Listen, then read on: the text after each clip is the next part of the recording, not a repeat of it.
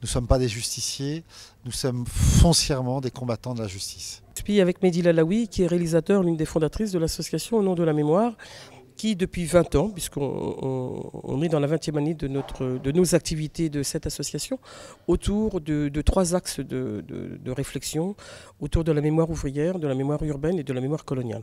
Ce qui nous rassemble aujourd'hui autour de la mémoire coloniale, c'est le rendez-vous avec l'histoire qui est celui de la manifestation du 17 octobre 61.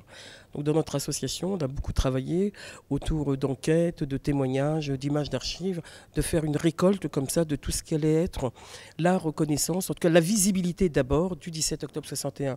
On verra par la suite que 20 ans après, puisqu'en 2011, la reconnaissance, c'est une exigence que nous souhaitons dans notre association avec plus de 80 associations, organisations syndicales et politiques qui œuvrent pour qu'il y ait une véritable reconnaissance du 17 octobre 61. D'un point de vue politique, il y a la volonté d'inscrire dans l'histoire du 17 octobre 61 la reconnaissance, c'est-à-dire une plaque commémorative sur le pont Saint-Michel. Quand j'étais petite, j'étais à la main de mon père qui allait manifester le 17 octobre 61 et mes autres sœurs étaient à la main de ma mère.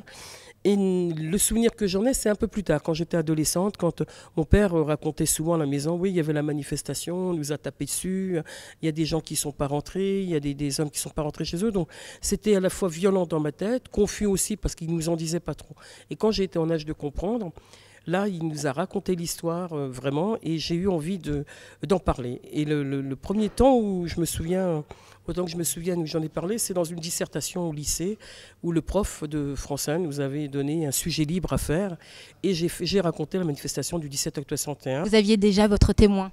Voilà, j'avais un témoin direct et j'avais l'héritage de cette histoire. La prof a voulu que je lise la copie devant toute la classe et je l'ai dit à mon père qui était fier d'ailleurs. Et les élèves ne savaient pas et la prof de français ne savait pas non plus. Je fais partie des personnes qui ont été manifestées, mais qui ont été manifestées du côté des femmes le 19 octobre 1961. J'avais 11 ans, j'étais avec ma mère, il y avait la manifestation des femmes à Saint-Michel et donc on nous a arrêtés, on nous a mis dans des bus et on nous a emmenés dans des grands gymnases où on nous a retenus et libérés en fin de journée, très tard dans la nuit, alors que donc mon père et puis toute la famille s'inquiétaient pour nous. Et cette initiative, elle est très très bien parce que comme on a dit tout au long du débat, il y a beaucoup de gens, de jeunes qui ne connaissent pas du tout le 17 octobre 1961. Que pensez-vous en fait de ces initiatives, donc des manifestations, de débats, de projections, d'écrits? Que pensez-vous en fait du travail en fait de Mehdi Lalaoui? C'est très bien que le coup d'envoi de ce qui va être, puisque l'année prochaine c'est le 50e anniversaire de l'indépendance de l'Algérie, c'est très bien que ça soit ça, en quelque sorte, la commémoration de la manifestation du 17 octobre, le coup d'envoi de tout ce qui va y avoir l'année prochaine. Bienvenue à ce débat. Pourquoi ?